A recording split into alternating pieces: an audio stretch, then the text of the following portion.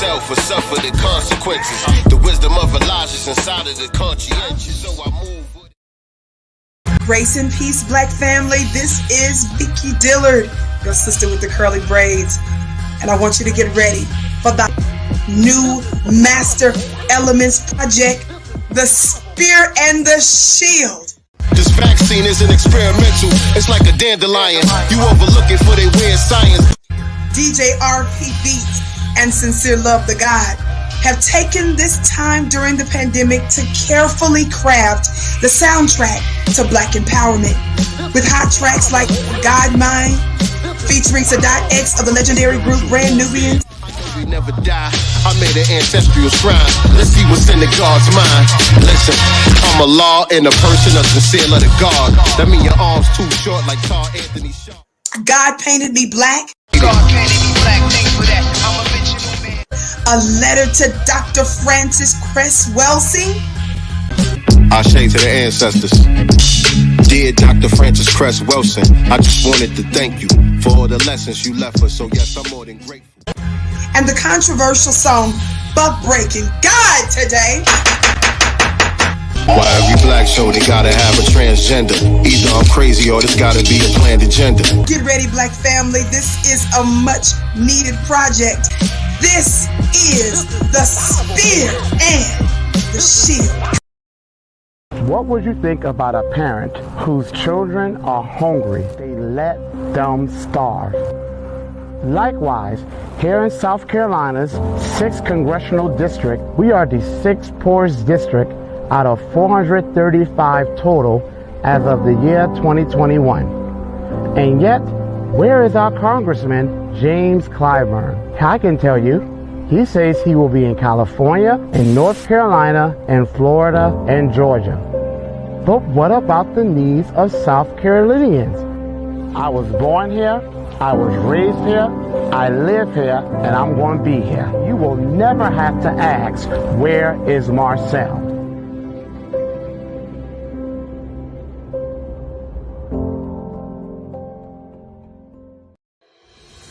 Black America. While we celebrate symbolism of having a black woman in the White House and a black woman in the Supreme Court, right now as we speak, black women are the most likely to lose their house. Black men have the shortest lives, black children have the highest suicide rate, and even though we are around 15 to 20% of the population, we are over 55% of those living in the streets. We are going to be third-class citizens in the nation we built. We better wake up and vote for real policy. Vote for Greg Marcel Dixon. Repair Black America to fix America.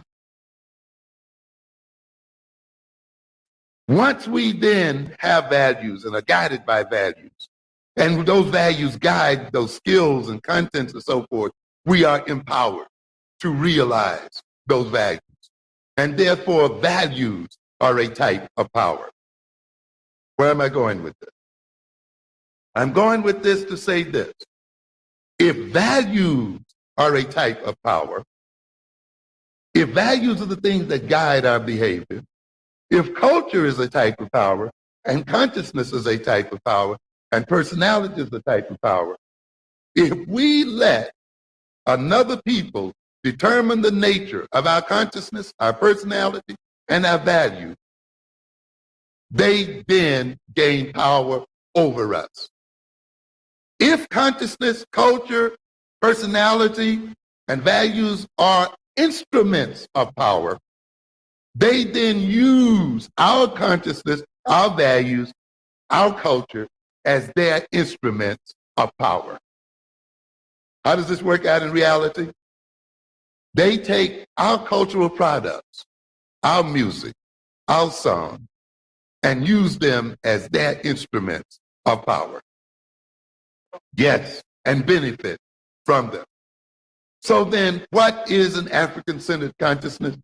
An African-centered consciousness is one that is based on African-centered content, based on African-centered knowledge, based on African-centered values, based on an African-centered consciousness. To the degree that our consciousness is based on African-centered values and so forth, we are empowered as African people. To the degree those values and consciousness are determined by other people, we become their instruments of power, and they use us against ourselves. So consequently, if we are to be empowered, and if our power is to work in our interests, then our consciousness must be an African consciousness. Our value must be African value. Our personality must be an African-based personality. If not, we may suffer first ethnocide and then genocide. What are we saying? It means that our culture will not be functional in a way that it protects our interests. We must then, as a people, develop a new African consciousness, an African-centered consciousness, and that means we must develop it based on an African history, African culture, and African values. Most of all, we must develop an African sense of nationhood.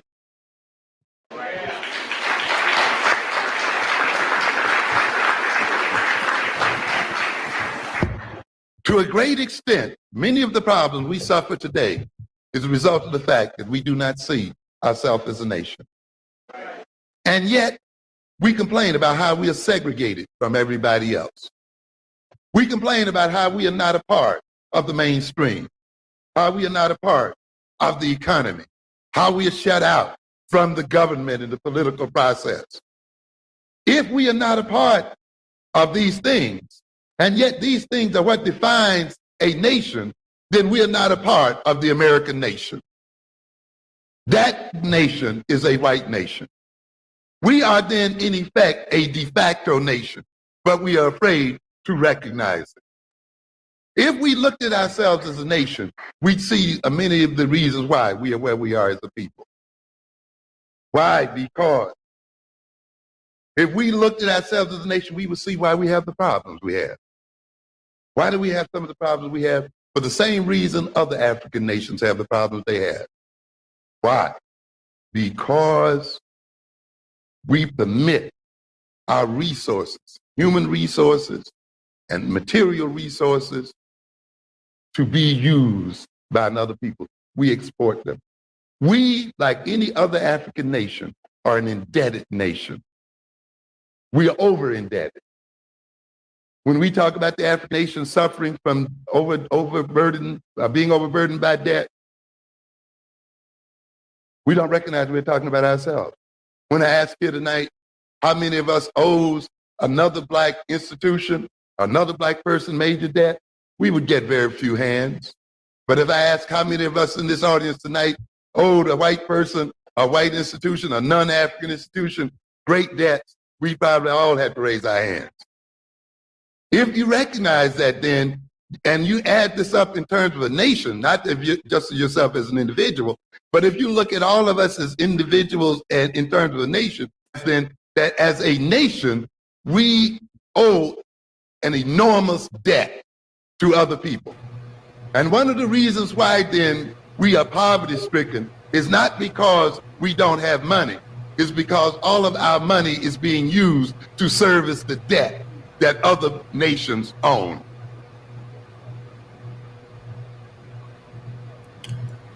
Yes, indeed, family. Yes, indeed. Welcome everybody to another episode of Sincere Love to God Cast. Glad to be here with y'all on this Sunday. I am the God, Sincere Love, here with my lovely co-host, Nicely Girl in the digital building. What's good, beloved? What's up, y'all? I'm back. We back. Y'all miss it? I feel like it's been so long, right? I know. It's like it's been a month, and I know it's only been like a couple weeks or so, but it feels longer. It feels longer, for sure. I don't even know how long it's been, but it feels it feels like a good month. Feels like a good month. But it hasn't been. Right. But yeah, man, you've had a lot of stuff going on over there. I've had a lot of stuff going on over here. And so, we had to take a little break, but we here though. We here. Thank you all for being in the building with us. Make sure that you hit the like button.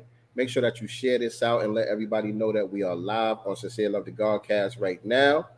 If you are not subscribed to this channel, be sure to click the subscribe button and hit the notification bell so you can be reminded whenever we go live with new episodes of Sincere Love the Godcast. We usually do this every Sunday around this time right here, 4 p.m. Eastern Standard Time, 1 p.m. Pacific Time.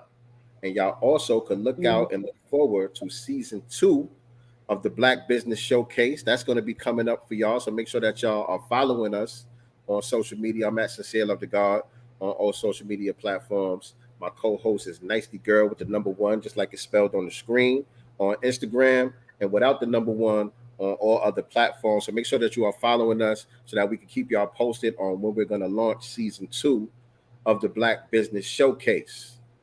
But we are here, family. We are here. And you know, let me just bring on our guest today. We are joined by a special guest on this Sunday afternoon. I ain't gonna do no long intro. We're gonna chop it up with our brother for a minute. We'll get into some of the current events and some of the stuff that's been going on in Black society lately, online and offline.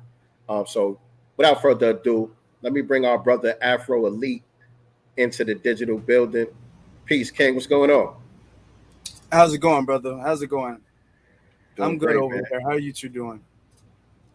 Doing great. Glad to have you with us. Thank you for having me. Right. Now you in Chicago, right? Yes. What's the weather like over there right now? To be honest, I haven't been outside today that much, but the weather's it's okay. Around this time of year, it rains a lot. But it's like hot in the daytime, and then it's cold at night, and then it like rains right in the middle. So that's kind of the weather we're dealing with right now. It's very rainy out here. But today seems nice. It wasn't really raining today. It was raining yesterday. So it's kind of nice. A little humid though for my taste, personally. Yeah, humid is not even the word over here right now, man. It's 92 degrees and humid down here in Georgia. What's going on out there in the West Coast? Nicely. Yeah, I'm in LA. It's hot and humid, and it has been for days, and I'm over it. But I'm used to it. So look. I opened up the show with Dr. Amos Wilson today. For those of y'all that don't know, that was Dr. Amos Wilson that y'all heard speaking at the beginning of the broadcast. If you're not in tune with Dr. Amos Wilson, make sure you get in tune with the master teacher. Get the blueprint for Black Power by our brother. But a lot of y'all, you see the foundational Black American flags in the background. You see my brother got the foundational Black American flag in the background. You know what I'm saying? And so a lot of y'all might hear Dr. Amos talking about us having African-centered consciousness and the African value system and blah, blah, blah, and all of these things in terms of nation building.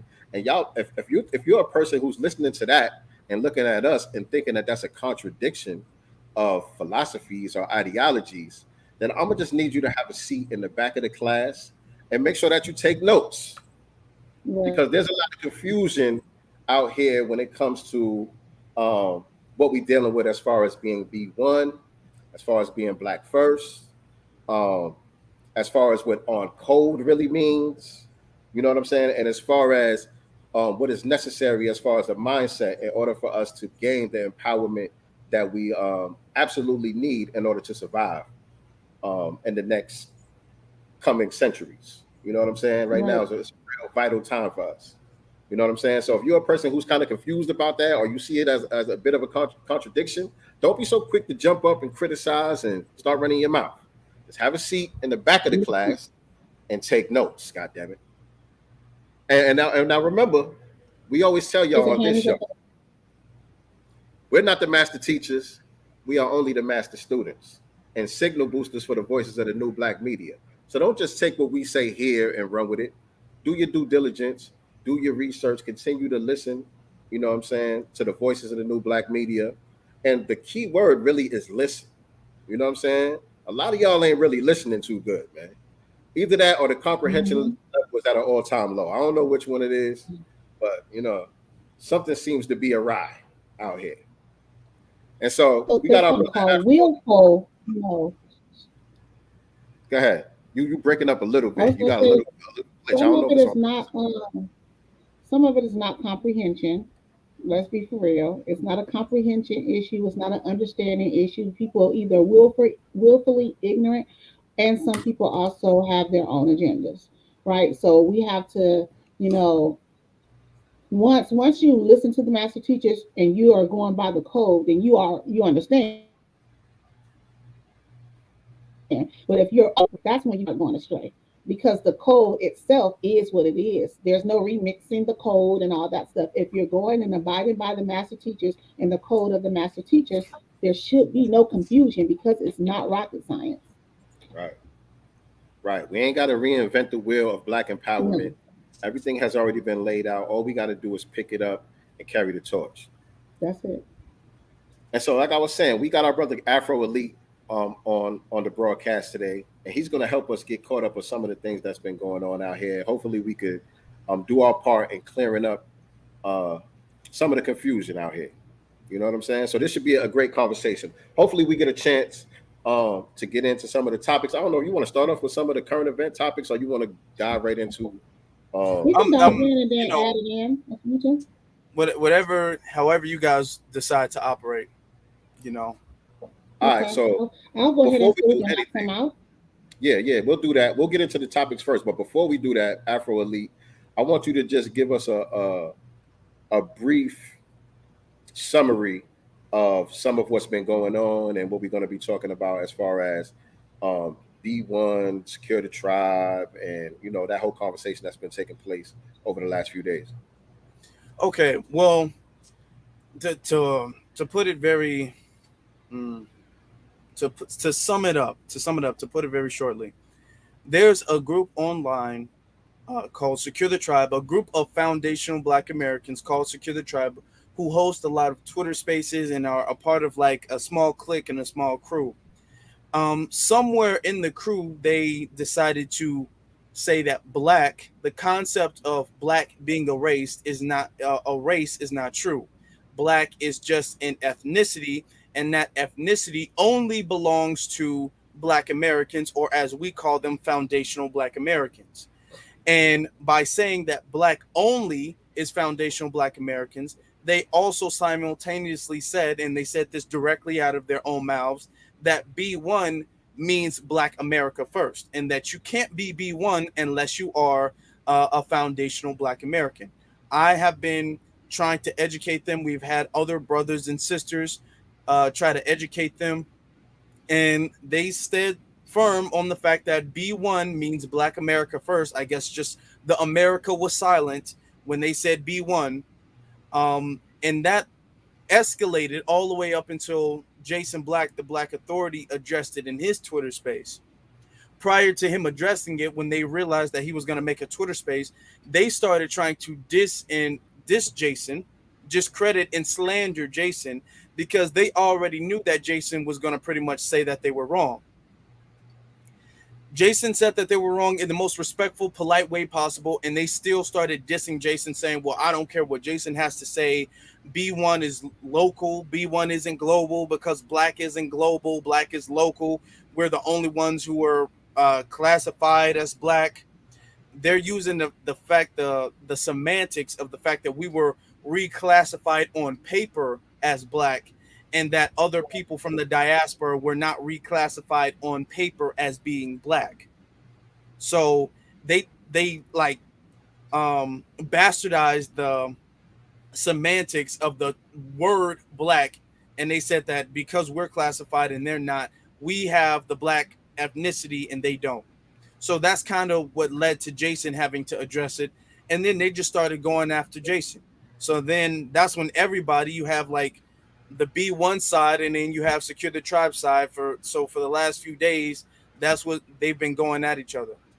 That's the sum of what has been going on the last couple of days. All right, that's a very good summary of what it is, what it's all about, and what we're going to be talking about on today's episode of the Godcast. So yeah, definitely appreciate you for that. But just to be clear for the audience out there, this is not a Secure the Tribe diss track. You know what I'm saying? That's not what we're doing here. Yeah. You know what I'm saying? Some feelings may get hurt. That is what it is. You know what I'm saying? But we are here to speak truth to power. and hopefully to bring some clarity and some Oh, understanding to the entire situation. So share this out, you know, tag your favorite B1 people on your Twitter, on your Facebook or wherever. Tag your favorite Secure the Tribe people on Twitter, on Facebook or whatever the case may be. Let them know that we are live and we are having this conversation, and they're welcome to come on over and join the live. mm,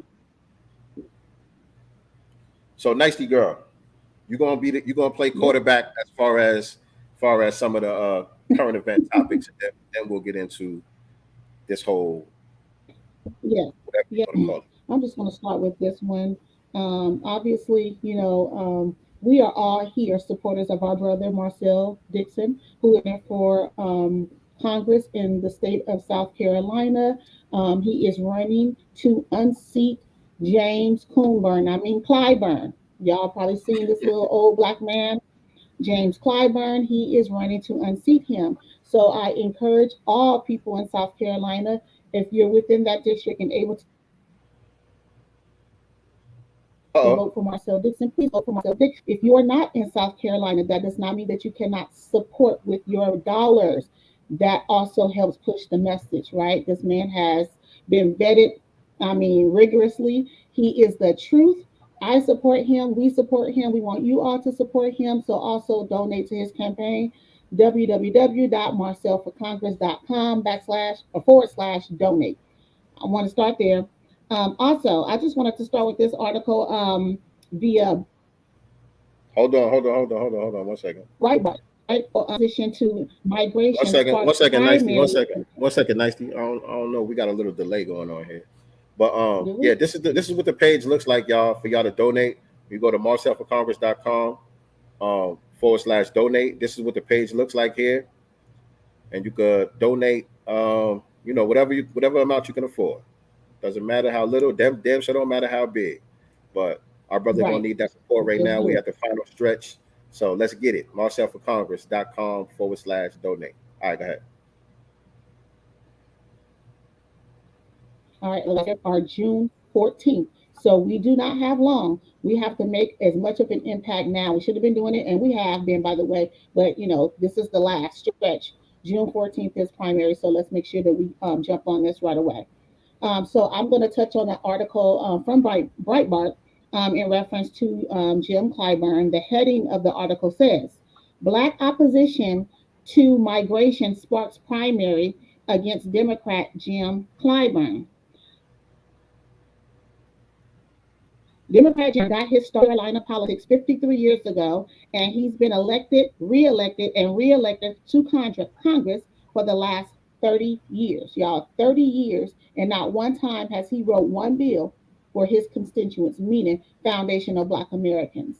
If you've gone onto Marcel's website, if you saw him on heard him on any Twitter spaces, saw him on YouTube, you know what Coonburn has failed to do, right? And not just South Carolina for period. This is the third most powerful man in Congress.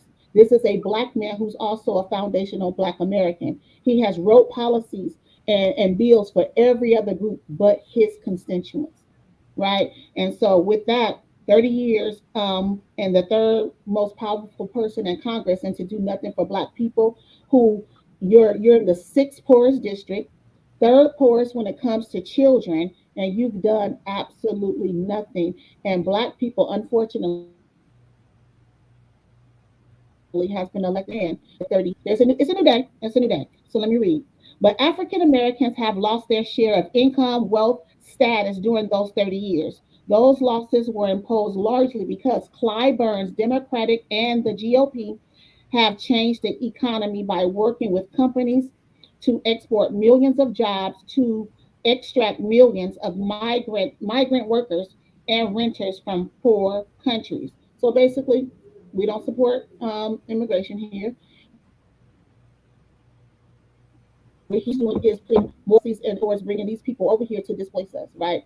Our elder master teacher, Dr. Claude Anderson, has always taught us, has been teaching us that they're trying to make us be a permanent minority group, right? A permanent underclass. We're already an underclass, but a permanent underclass. And so having a person like Clyburn in office for another day at this point is, we can't do it. It's die. It's do or die at this point, right? Right. So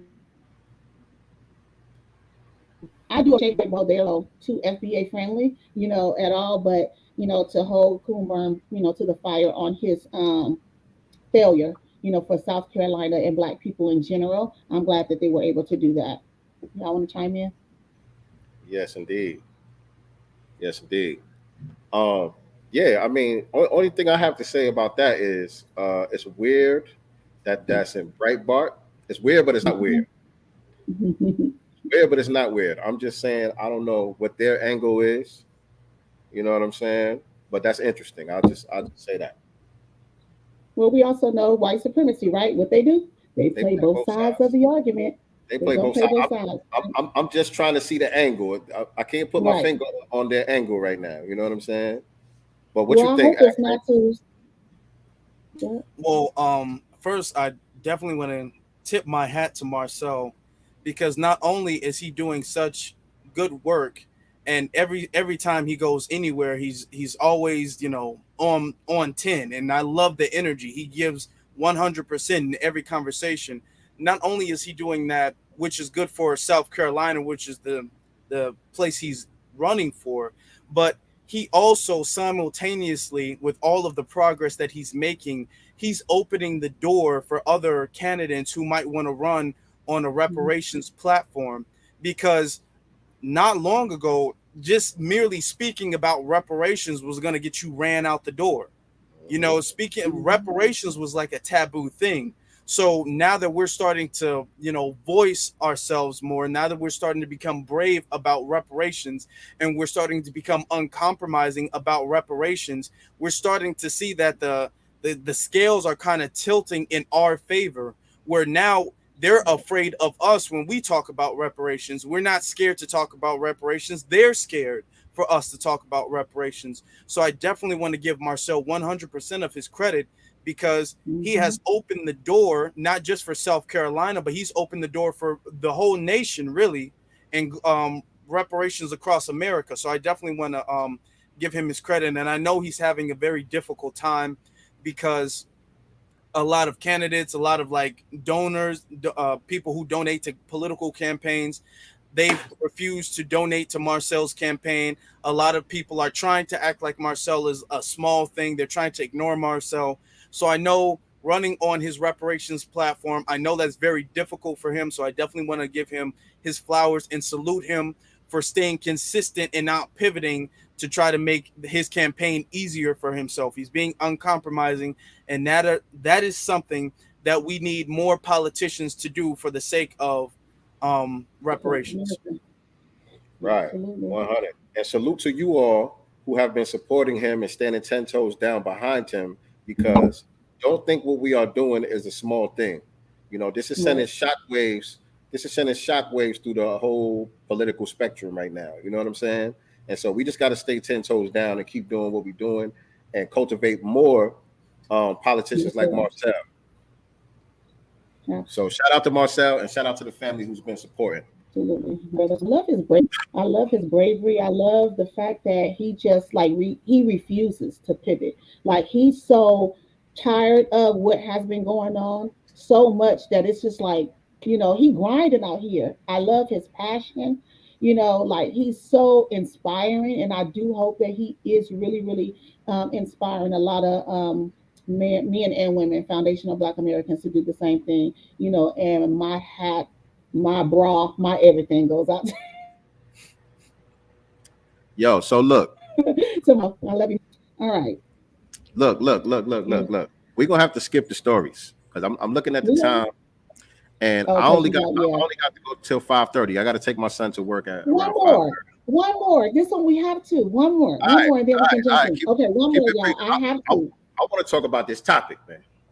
I I got a lot to do. say. I do. But one more because this one it has to do with reparations, and reparations is very important, y'all. So we're gonna get on it. So LBGT Q Nation decided that they were critical, saying that slavery was so long ago. What will reparations do now? Mother. So what you mean? What is it gonna do? Y'all begging? Aren't y'all asking for resources and shit right now? Aren't y'all asking for policies and shit for y'all group? So why the fuck when we ask for it? Like, hold up. Okay, I just had to. I had to. I had to. I had to. But I'm just saying, it's the audacity. I'm gonna say the caudacity for me because I know ain't nobody black wrote this. First of all, I wouldn't be surprised if it was somebody black. I wouldn't be surprised if it was one of their black LGBT mascots. I didn't even look at the author, but it's a sloppily written curveball that they're trying to throw in that article. You know what I'm saying? Like they can't even, be concise with trying to run interference no more. You know what I'm saying? It's so obvious now. I don't know if it's because we got that trained eye from being so tapped in, but it's like, come on, man, y'all serious? Right. Y'all serious? Because if you read the beginning of the article, they start off saying some cool shit or whatever, and then they go on and on and on about all of the history and atrocities that we've been through and all of the stuff that we already know. You know what I'm saying? And then they start talking about everything but a check. Right. Man, miss me with this bullshit. Man, how about y'all? Then we're gonna stop talking about a check. How about they give the $50 million or whatever it is they got from the Biden administration? Give that shit back and the policies and the bills too, and go do you. How about that? All right, let's get on topic. Did you want to comment on that, Afro Elite? Yeah, I'll be brief because I understand we're limited with time, but they always are telling black people, oh, it was so long ago. And that's something ever before I was even B1. That's something that grinded my gears because no other group of people have to face it was long ago, so leave it alone thing. No other group of people. You have Asians and they quote unquote built the railroads, which actually we know now factually, historically didn't really happen the way they said it did. Right. But they get to bring that up. They get to bring up the internment camps, the quote unquote Native Americans. They get to bring up the Trail of Tears. And that happened centuries ago. But when we bring up things that happened literally a couple years ago, oh my God, I mean, when are you going to let that go? When are you going to leave that alone? What is that going to do now? I mean, just like turn the other cheek. So that's always grinded my gears when I say that. And how dare a member of the LGBT bring that up, because they're always trying to piggyback and throw us into something, always trying to use black people as mascots for their agenda. So why would they say something about us getting our reparations? And this shows you it's an agenda, because why is that? And I'm talking about the collective, not every single last one of them. So y'all know, because they're going to make it seem like I'm talking about all of them. But why does it seem like the figurehead collective want to replace black people? Mm-hmm. They want to be the new black. I used to hear that gay is the new black. Why do they want to replace black people so badly? Mm-hmm. Clearly that's an agenda. And like I said, I'm not saying that for every single last one of them. I'm just saying that's clearly the direction that the group is moving in. Peace. What's going on? Kid Gravity, D Tubman in the building. I see y'all. What's going on? Make sure y'all share this out. Let everybody know we live. Yeah, the anti-black racism is real when it comes to these other groups, man. Like they show their asses, don't they? For sure. All right, so y'all ready? I'm ready. Let's go. Yeah, I'm ready. All right, yeah, man. So Afro broke it down, basically, what's been going on and what this is all about. And you said some key words in there too when you was explaining everything that's going on. And to me, the most key word that I've come to understand now, after these couple of days have gone by and I've been listening to some of the different spaces and all of that, it's really just coming down to semantics. I thought it was something else before. I thought it was a little bit deeper than that. But I was in their space yesterday. Speaking of they, I'm talking about Secure the Tribe. I was in their space yesterday that they had with Put South Africa First. And shout out to them for holding that space. That was an excellent space. Definitely one of the best spaces that I've heard. You know what I'm saying? I was listening in for a while yesterday, and it was very, very productive. I was getting gamed up in that space. They were allowing the South Africans to speak about their plight and everything that they got going on. And literally, they sound exactly like foundational Black Americans. Everything that they got going on over there is pretty much identical to what we're going through over here with the tethers and and the people trying to replace them, same way they're trying to replace us. Same exact thing going on over there. But when I was listening to the people from Secure the Tribe dialogue with the South Africans, is when I developed the understanding that, okay, this is just a semantic issue. This misunderstanding that's going on is really just a semantic issue with the word black. Because like you said, they have tried to remix what it really means to be black, right? And they're saying, like you said, black only pertains to foundational black Americans because we were the only ones that were classified as black documented, right? But the thing about it is, being black, no matter where you are on the planet, being black always has to be juxtaposed against the system of white supremacy, because that's the only reason why we have these racial categories in the first place.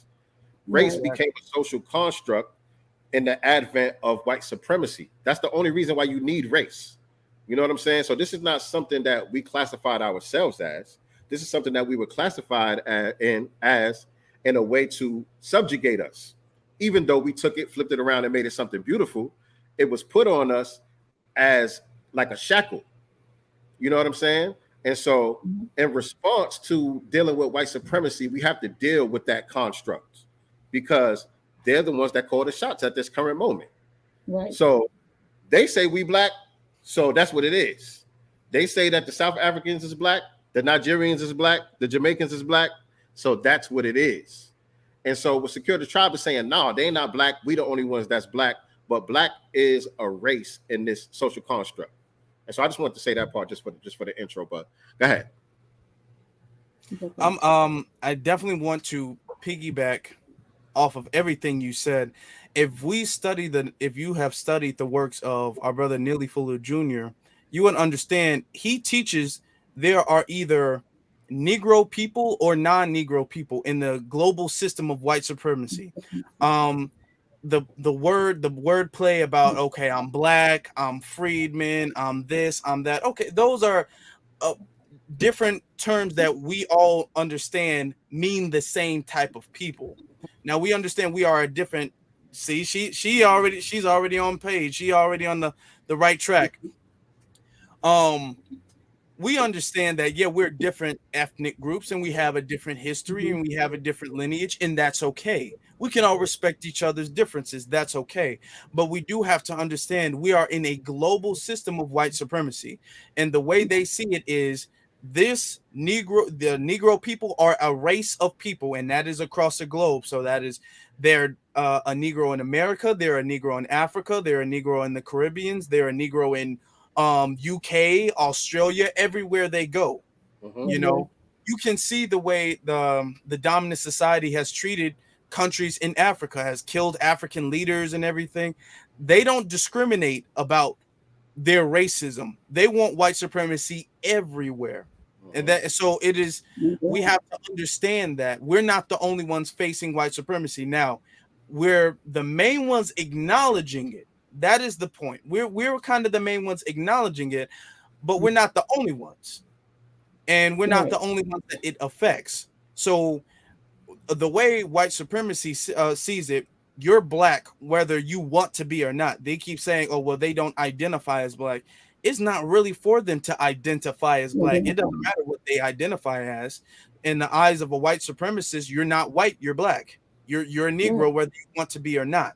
So you can't gatekeep something because we didn't give it to ourselves. Right. We didn't really start calling ourselves black in the first place. It was them who started calling themselves black.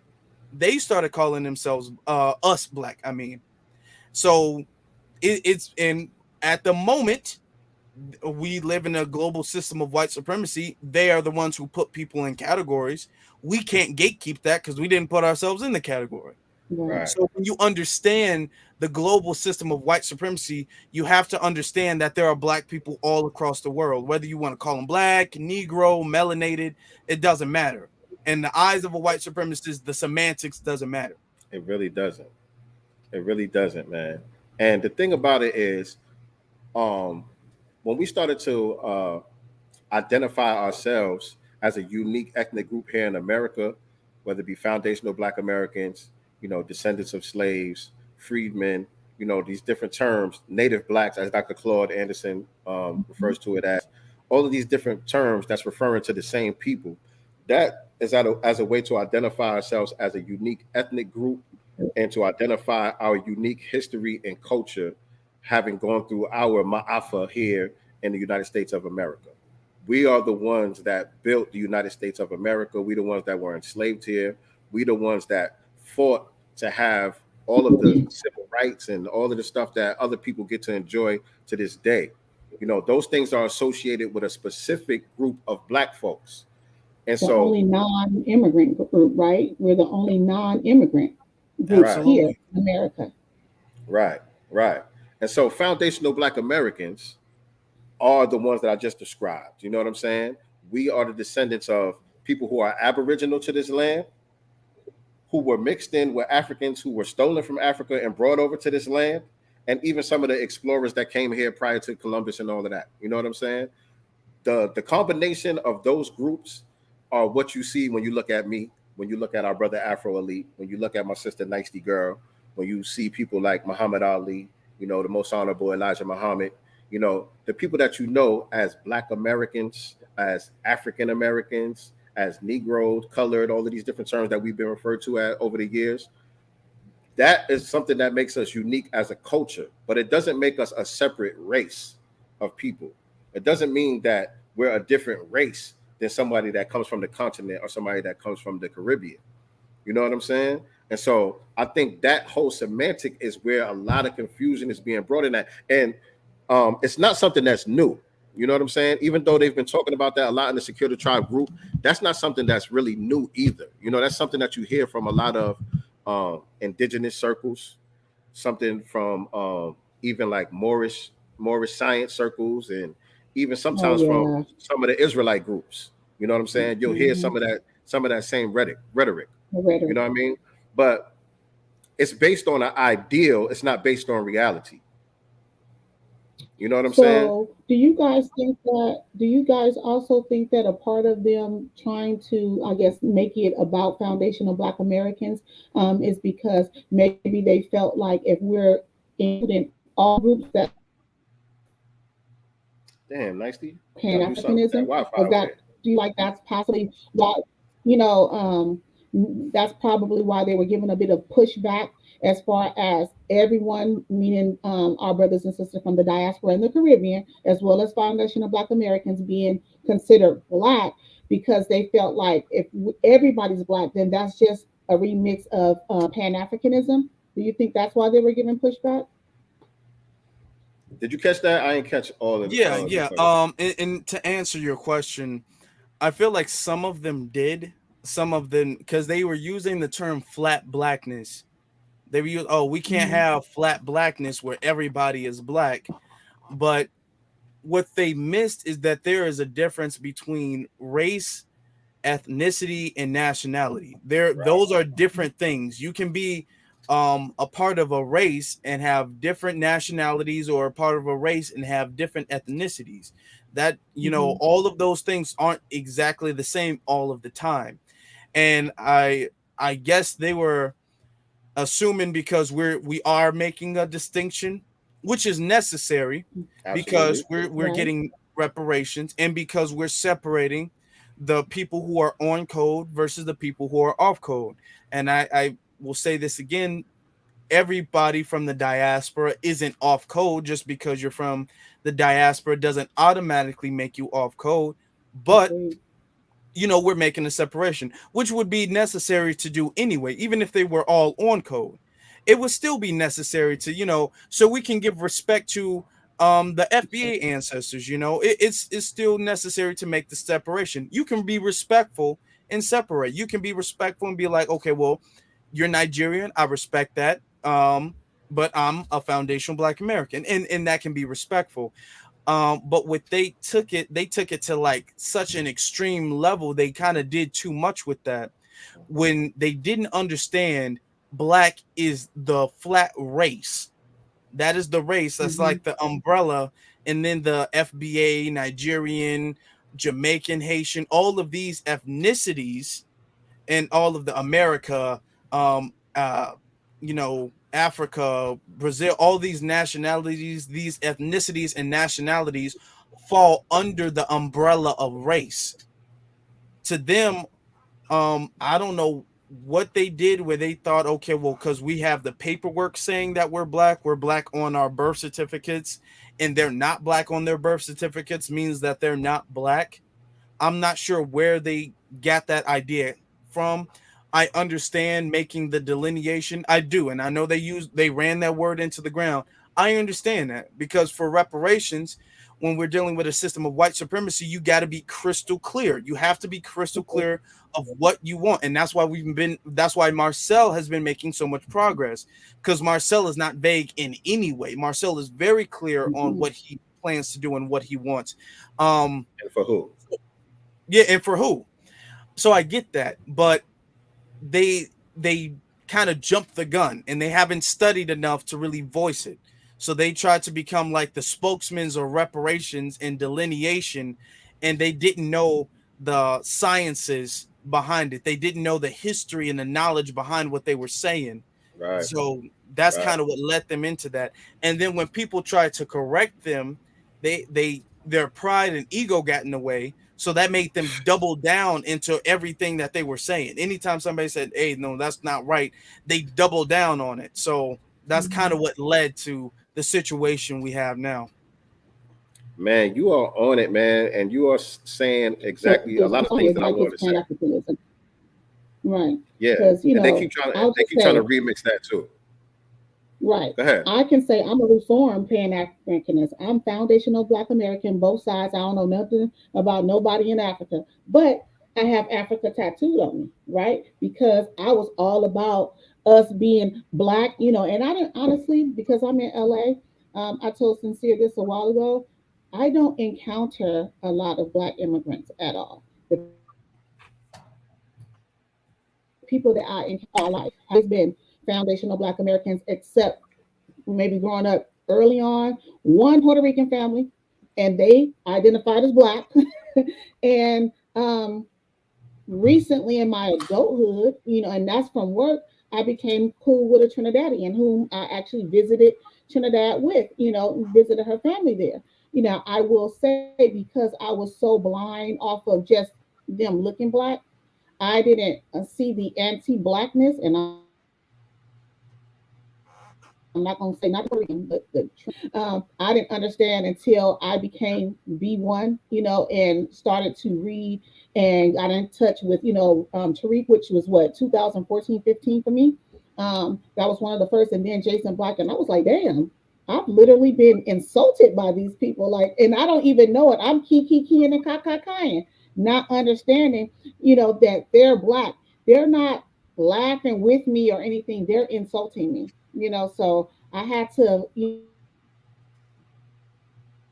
learn that. And I never called themselves Black either. They've always identified with where they were from, but that took learning as well. We all were not always in the place that we are today. And that's how I look at the tribe as well. I don't feel like they were always in the space that they're in today. And so maybe that's why they're kind of just trying to, find themselves, I guess, in this, Mhm. new, Black first arena that we're all in, perhaps. Right, right.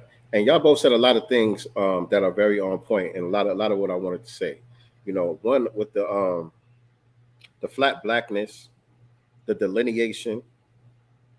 Now, y'all can correct me if I'm wrong, but again, those terms get ran into the ground, and I first heard them terms when it was ADOS that was popping. So, are these Yvette Oh Carnell's yeah. words?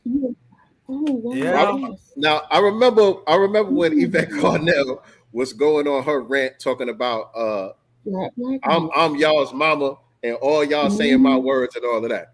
Is those the people that she was referring to? Because I do remember her saying a lot of those terms right there. I'm just Yes, saying. I'm not sure. Somebody can correct me if I'm wrong, but I I think remember now that you said it. I some of these do. people might just be ADOS, former ADOS people or whatever. You know what I'm saying? Mm-hmm. And when they seen that fall apart, they went and did their own thing or whatever. They came on to the FBA side or whatever. I don't know, but that's what it seems like to me. But but the thing about flat blackness is like you said. Prior to us having this conversation, there's always been a conflation about nationality, race, ethnicity. There's always been a conflation about that with people. When we first started talking about people holding their own nuts, we were specifically talking about Latinos. You know what I'm saying? Hispanics. When that conversation first came out with the hold your own nuts, people of color conversation, we were getting the Latinos out the paint. And when we were talking about that, a lot of people would say, like you just said, that Puerto Rican family that you had in your neighborhood, but they black though. You know what I'm saying? And a lot of people would rebut it with that, but they black though, Okay, but we're talking, some of them are black. A lot of them identify as white, but some of them are black. They weren't dark like me either. They weren't dark like me either. If you looked at them, you know what I'm saying, you would think that they were black. They identified though as black. But they did not look like us at all. But to them, they were black. They were us. That's very common in New York. When I heard them speak Spanish. That's very, very common in New York. Somebody like Fat Joe is black in New York. You know what I'm saying? That's just very common. We grew up in the same buildings together. You know what I'm saying? A lot of them don't even speak Spanish. You know what I'm saying? Their grandmother might speak Spanish or something, but most of the Puerto Ricans that we grew up with, they don't even speak Spanish like that. You know what I'm saying? And so we just looked at it like another black person. Carmelo Anthony, he's Puerto Rican. We never looked at that as being something different. You know what I'm saying? And so it's important to make those distinctions between race, ethnicity, and nationality. Those are different things, and people should research what they actually mean so we can have these conversations and be concise about it. Also, we can talk about it from an anthropological standpoint. And now again, I'm not no master teacher, but I read They Came Before Columbus. You know, I studied Dr. Ivan Van Sertima's work, and they break down race from an anthropological standpoint. And according to the anthropology, there's only 3 races on the planet: Negroid, Caucasoid, and Mongoloid. So you got black people, you got white people, and you got Orientals. And those are the only 3 races that exist on the planet.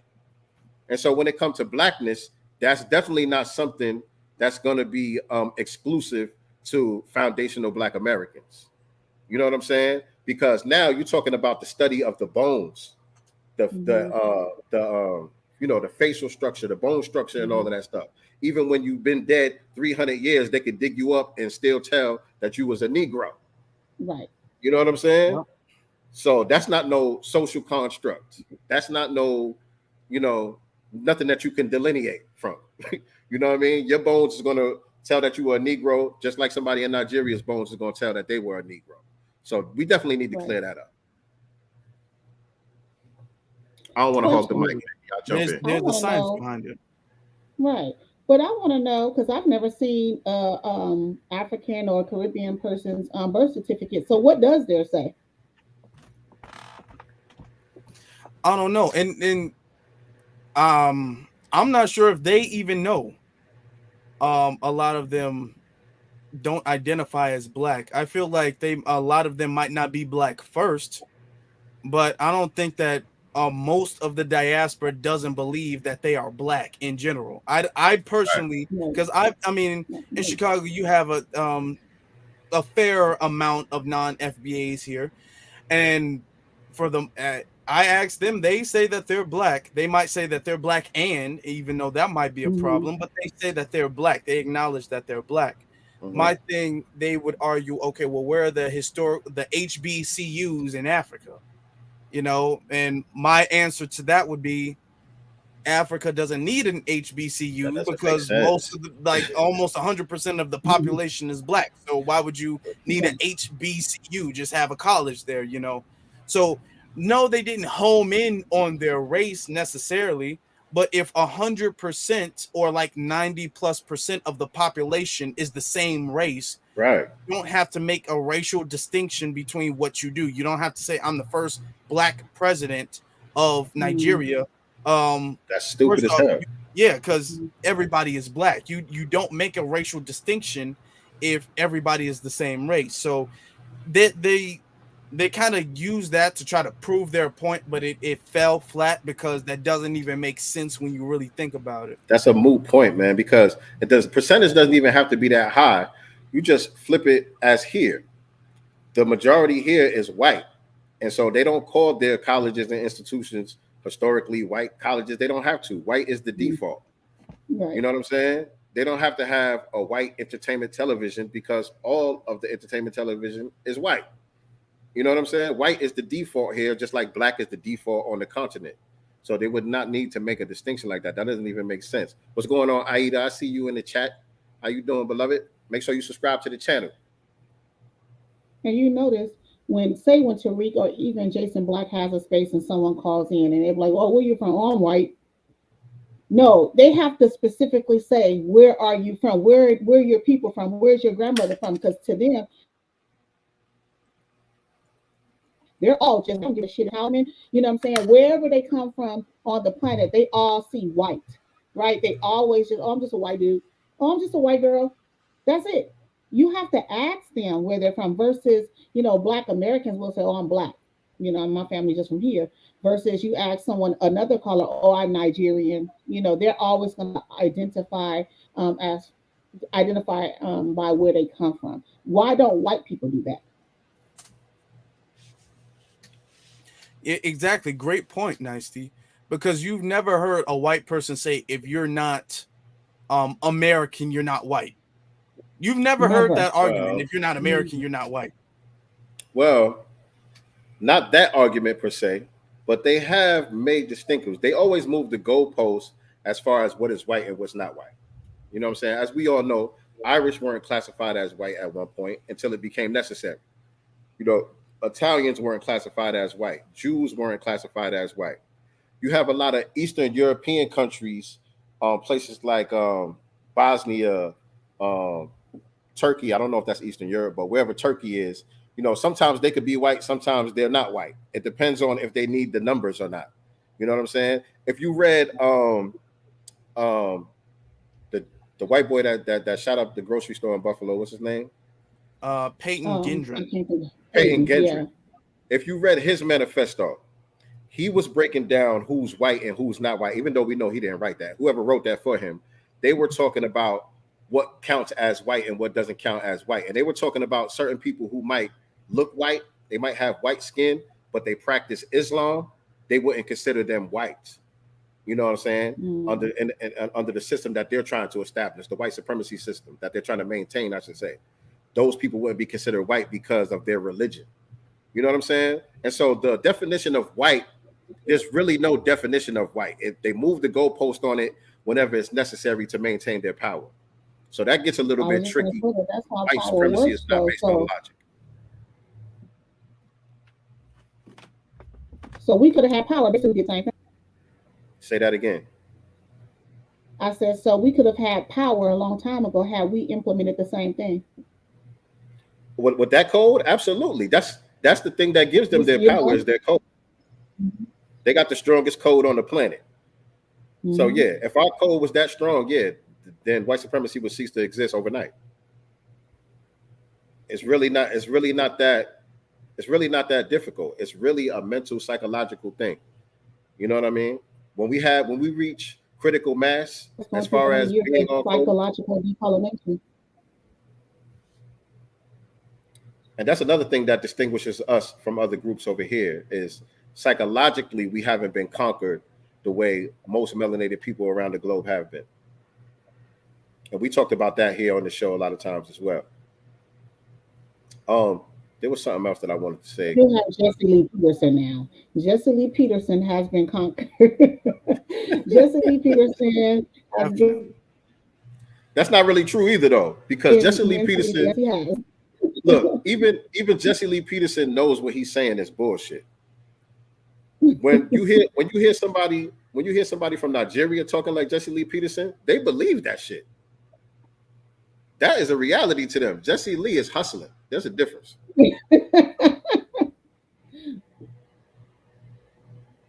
So-called white people are the ones being played the most because they aren't included in the so-called elite. They're essentially the biggest pawns. That's true. That is definitely true. Absolutely. But what they get is they get to be white. And so at the end of the day, even the dustiest, trailer trashiest white person, at least they ain't black. that's the benefit that they get. At least they ain't black. So somebody like Kyle Rittenhouse, ordinary run-of-the-mill white boy, wouldn't be included with the elite white supremacists, but he still gets the benefit of whiteness, where he can go into a courtroom and get the preferential treatment that we've seen him get, just based off of his whiteness. So that's the benefit that they get, right? And that's the reason why they stay on code with it. Yeah, you're right. That's definitely true. There is a benefit. There is a preferential treatment when it comes to the white race in general. I mean, you can even look at the situation with Russia and Ukraine right now, and how America is like, or Joe Biden specifically, is bending over backwards, sending aid and money and weapons and anything he can to aid Ukraine, because Ukraine is white. And he wants to help out fellow white people. You've never seen America bend over backwards to send aid to a non-white country.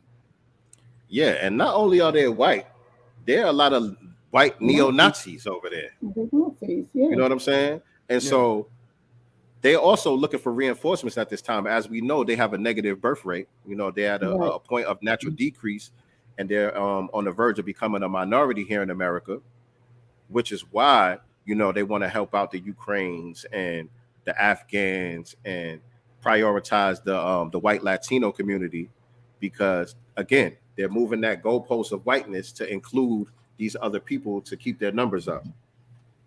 They coming right on over here and try to jump on some of these soul poles. They ain't about to have no a bunch of babies with white people. They're gonna be jumping on these soul poles and having a bunch of mixed kids. They're gonna do the same thing everybody else do. Not the soul poles. Soul pole, yeah, they are. I'm gonna let you answer this question, Afro Elite. Yeah.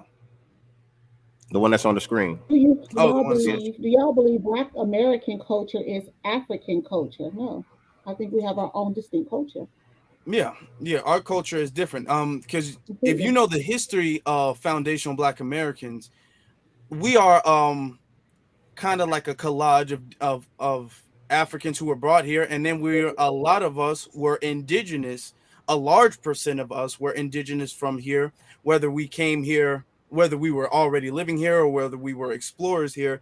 And then we have to remember, with the slave trade, everything before was erased. We weren't able to speak our languages. We weren't able to read. They pretty much killed you for reading. They changed your names. So a lot of our previous history, even the ones from Africa, was forgotten. So we kind of had to start over and make our own history off of the bits and pieces that we were able to attain from our past.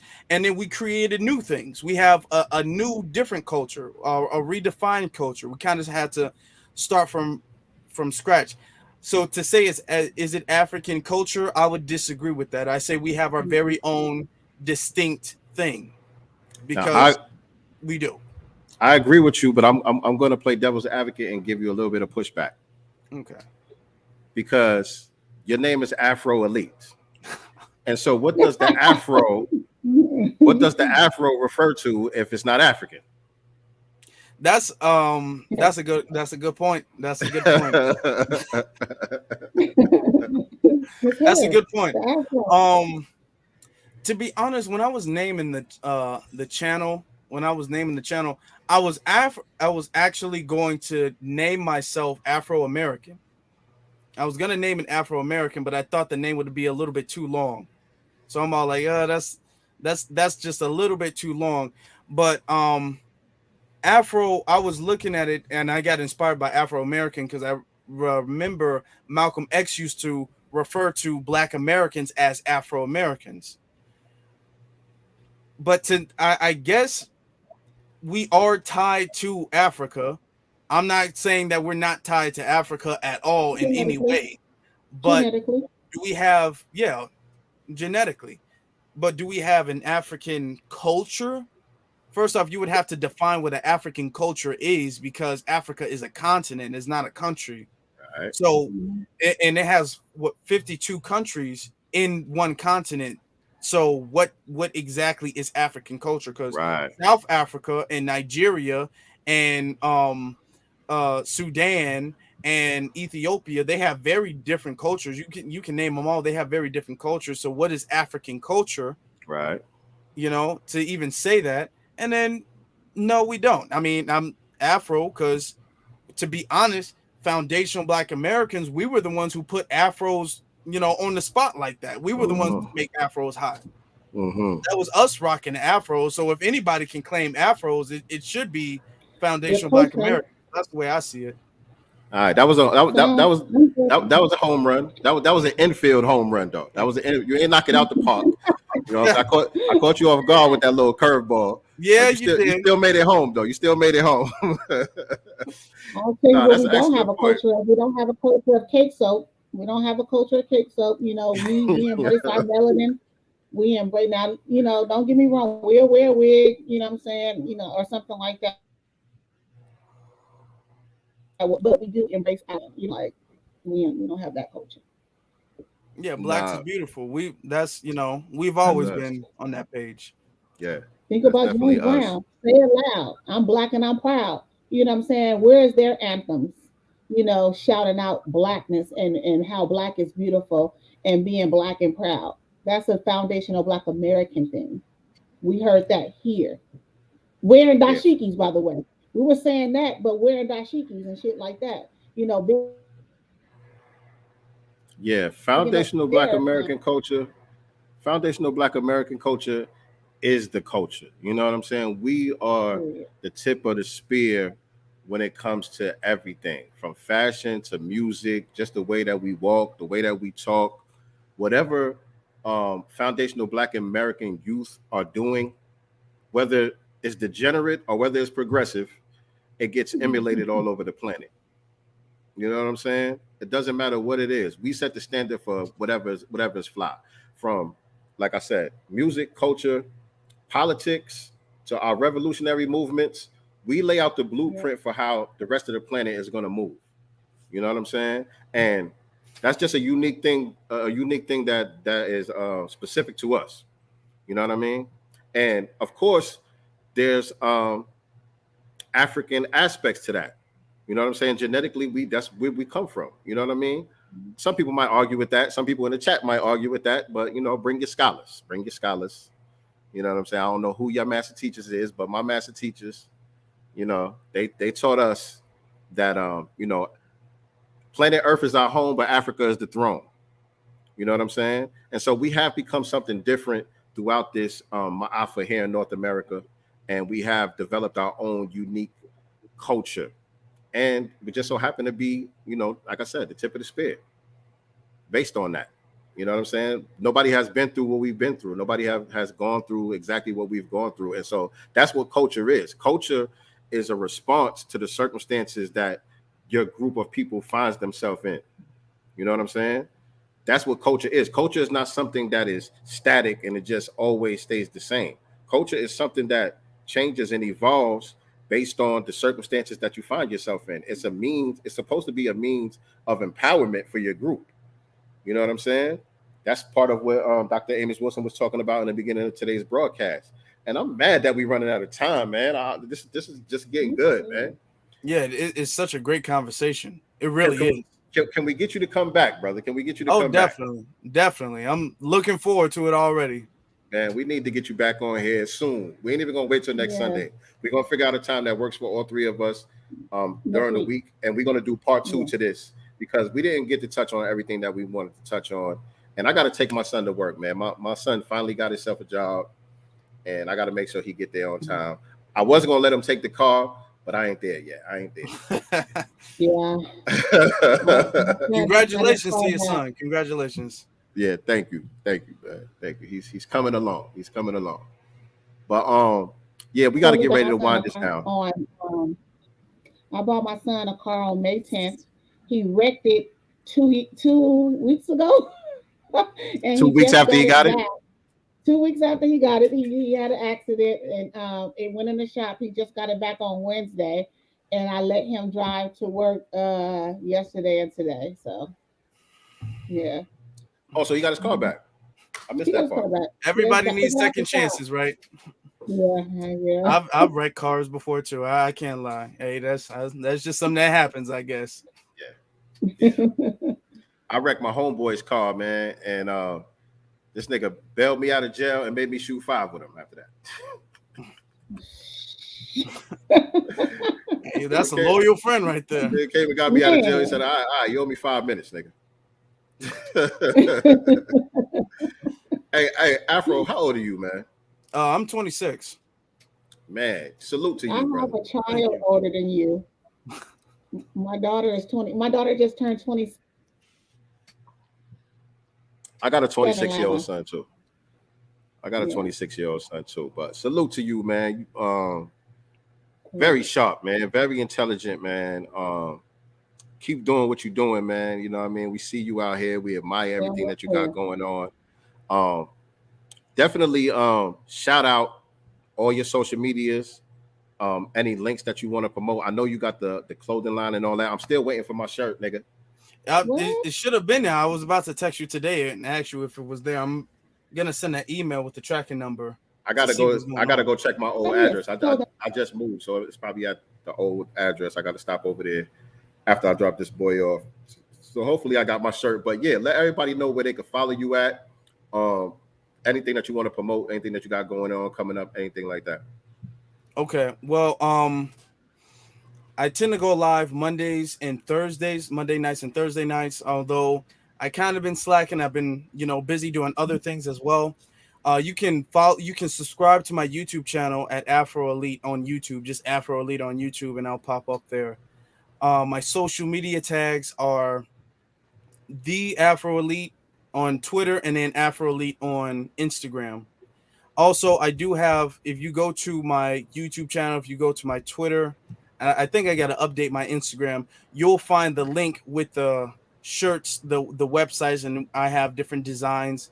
I'm working with other graphic designers to push out more designs too for the clothing line, and just like Black Family shirts, Afro Lead, and B1 and stuff like that. I put on different shirts and hoodies and things of the sort. So I'm coming out with new stuff constantly. We just recently had a sell that went very well, very successful. Another one is coming up sometime soon. So you definitely want to stay tuned and follow me on my social media because I announce when there's going to be a big sale coming up. What's that logo on your hat? Oh, this is the Afro Elite logo. Excuse me. I don't know if you guys can Hold on, let me see blow it it. up. I That see was it. Yeah. Okay, yeah, I see yeah. what it is. All right, no Yeah. doubt. That was my first design when I first came up with the channel. I was looking for something to do, so I did that. And my uncle was the one who actually told me I should start putting that on hats and stuff because he would get one. So that's kind of so. Shout out to my uncle because he Shout out to your inspired me uncle. to do it in the beginning. Glad you listened to your uncle, man. A lot of the young dudes don't want to listen to the OGs for some reason, man. You know what I That's mean? But yeah, man, like I was saying, salute to you, man. As a young brother, man, I definitely love to see it. Um, we need more from your generation to really, bang the drum. You know what I mean? So make sure you keep doing what you're doing because I know you're going to inspire people who don't, like I said, a lot of people don't want to hear from me and Nicety. A lot of people in your age group or younger than you, they don't want to hear from me and Nicety. They're like, all right, uncle. Hi, auntie. Right. You're on that black shit. Right. You know what I'm saying? But when they see one of Mhm. their peers, one of their contemporaries, you know what I mean, that got the same swag, that got the same energy, and spitting the same shit that we spitting, that's a powerful thing right there, man. So keep doing what you're Absolutely. doing, bro. And we definitely gonna get you back on one day this week so we can finish this conversation right here because this is a good one. Yeah, most definitely. I can't wait for it. I'm looking for it. Looking forward to it. Nicely, girl, what you got? Any Um, last words? I do. June 14th, primaries. Vote Marcel Dixon. Make sure you guys get those donations in. Make sure that you are telling a friend. Again, you do not have to be in South Carolina, right? You do not have to be in South Carolina to show your support with donation. But if you do have some family, some friends in South Carolina, make sure they know about Marcel Dixon. Make sure you guys are following him as well on all social media platforms, including TikTok, right? Make sure you are supporting who supports you. This brother supports us. He He supports our agenda. He's the only person I know of in modern history that actually has a specific plan for us. So again, we must support who supports us. June 14th are the primaries. Make sure you are supporting our brother sell for reparations, baby. What she said. And yeah, family, make sure if you guys are not subscribed to this YouTube channel, make sure you click that subscribe button and hit the notification bell so you can be reminded whenever we go live. If you're watching us on another platform, make sure you head on over to YouTube, type in my name, Sincere Love to God. And like I said, subscribe, click the notification bell. Make sure you're following me on social media. I'm at Sincere Love to God on all platforms. And my lovely co-host at Nicety Girl with the number 1 on Instagram and without the number 1 on all other platforms. Yeah, we'll be back one of these days this week. Support the album. They gotta support the album, Plandemic. They gotta support the album. Plandemic is running around here at the bottom. Make sure you guys are supporting Plandemic on all platforms. Download it today. What she said. Make sure y'all check that out, man. Yeah, we'll be back one day this week. I'm traveling one of these days. I'm going to New York one of these days, but it don't matter. We still gonna go live. We still gonna get it popping. So we will see y'all on the other side, man. Remember what we always tell y'all here on the Godcast, man. We are not the master teachers. We are only the master students and signal boosters for the voices of the new Black media. Peace and Black love, family. Peace. Do for self or suffer the consequences. The wisdom of Elijah's inside of the conscientious, so I move. What would you think about a parent whose children are hungry? They let them starve. Likewise, here in South Carolina's 6th Congressional District, we are the 6th poorest district out of 435 total as of the year 2021. And yet, where is our Congressman, James Clyburn? I can tell you, he says he will be in California, in North Carolina, and Florida, and Georgia. But what about the needs of South Carolinians? I was born here, I was raised here, I live here, and I'm going to be here. You will never have to ask, where is Marcel?